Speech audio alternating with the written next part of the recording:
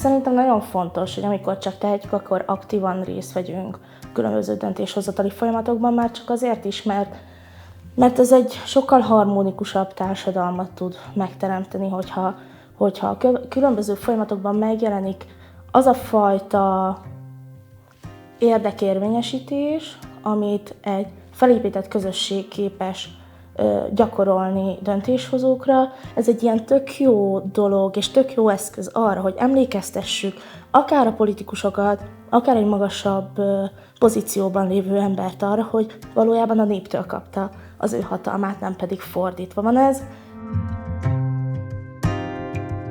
Nagyon sokszor találkoznak azzal a roma emberek, hogy akár csak az ajtót sem nyitják ki nekik, hogyha ügyeket szeretnének intézni, vagy pedig egy-egy helyzetben azt érzékelik, hogy embertelenül bánnak velük.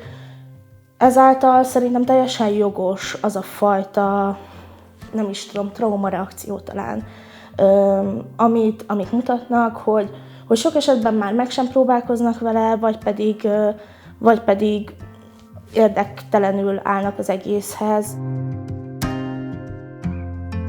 Az én munkám azt gondolom az, hogy arra felnyissam az ő szemüket, hogy vannak lehetőségeitek, megvan erre a mindenféle készségeitek, ezeket használjátok, megtehetitek, és ne gondoljátok azt, hogy titeket elnyomhatnak, hiszen igen, egy-egy embert el lehet, de hogyha közösség vagytok és vannak közös értékek, akkor ez sokkal nehezebb, sőt, akkor valójában ti tudtok nyomást gyakorolni, és talán ez a kulcs ebben.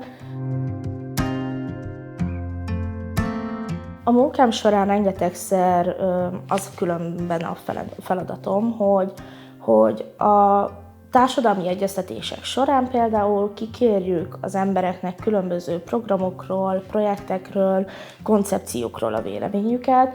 Ez lehet egy civil szakmai fórum megszervezése is, de ez lehet egy egyszerű kopogtatós kérdőív kitöltés is. És például ebben az esetben az nagyon érdekes szerintem Józsefvárosban, hogy sokkal könnyebben és sokkal őszintébben válaszolnak például nekem egy-egy helyzetben, mint a kollégáimnak. Megszerveztem Józsefváros első roma női klubját, ami tulajdonképpen arról szól, hogy kerületi nők, nem feltétlenül roma nők, eljöhetnek ebbe a klubba, ezek általában rendszerességgel vannak megszervezve, és beszélgetünk hasznos dolgokról. Itt a műkörömépítésen át egészen az érdekérvényesítésig tényleg mindenről lehet szó. Nyilvánvalóan az én munkám is nem 50%-ban terepmunka és 50%-ban irodai, hanem inkább 70%-ban terep és 30%-ban irodai. Úgyhogy azt gondolom, hogy ez egy ilyen nagyon fontos eleme a romák társadalmi részvételének. Én azzal kezdeném, hogy szerintem nagyon fontos a kritikus gondolkodás abban, hogy mind szakmailag, mind a magánéletében, vagy egy közösség építésében sikeres lehessen, és egy közösséget nem csak felépíteni kell, hanem azt össze is kell tartani, és azt úgy kell megépíteni, hogy az egyben is maradjon, ehhez pedig közös értékek kellenek.